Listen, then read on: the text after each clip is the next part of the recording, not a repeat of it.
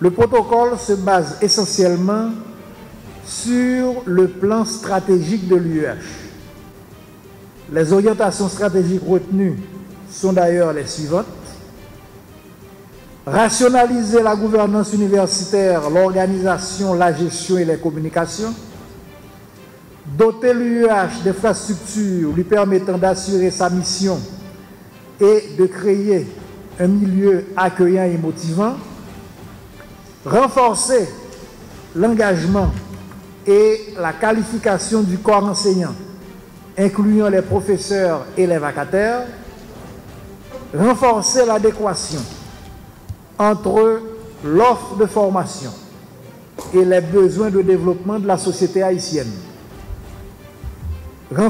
Développer la recherche, développer les services à la communauté et les partenariats en Haïti, développer les relations internationales. Il prévoit notamment la mise à la disposition de l'UEH des ressources budgétaires suffisantes pour lui permettre d'atteindre les résultats inscrits dans le cadre du plan stratégique. Je citais l'accord lui-même. Il est même précisé que montant représentant 2 à 3% du budget national sera alloué à l'UEH pour son fonctionnement. L'accès préférentiel de l'UEH au marché public dans les domaines de sa compétence et l'aménagement de partenariats institutionnels avec les services de l'État.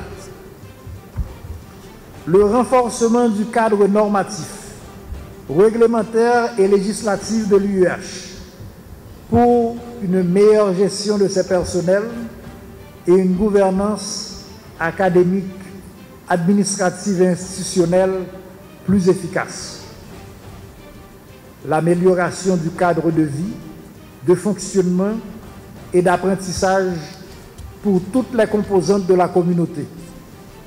Cela concerne non seulement le cadre physique, les infrastructures de formation et de recherche, le matériel pédagogique, mais aussi les plans de carrière à mettre en place en faveur des personnels académiques et techniques. Quant aux étudiants, ils devraient bénéficier de subventions spécifiques, d'assurance médicale, de bourses d'excellence, de crédits préférentiels, de stages, de programmes d'initiation à l'emploi et de programmes d'intégration des diplômés. Qu'est-ce qui garantit que ce document, une fois signé, ne sera pas casé dans un tiroir? Les articles 15 à 22 de ce protocole traitent justement des modalités de mise en œuvre.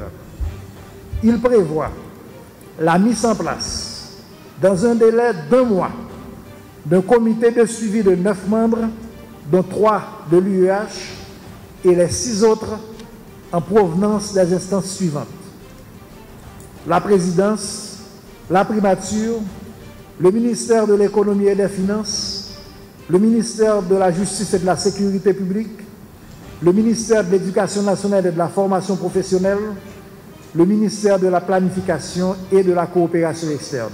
Ce protocole vise à promouvoir une nouvelle gestion des facultés, des instituts et écoles supérieures de l'Université d'État d'Haïti. Les réformes envisagées font partie des efforts pour redéfinir la relation État-université. Comme l'a dit le président de la République lors de la rencontre du 20 juin 2017 avec le Conseil de l'Université, l'État est prêt à aider l'Université d'État d'Haïti à retrouver la route de l'excellence et le gouvernement est disposé à soutenir l'université dans ses efforts de modernisation.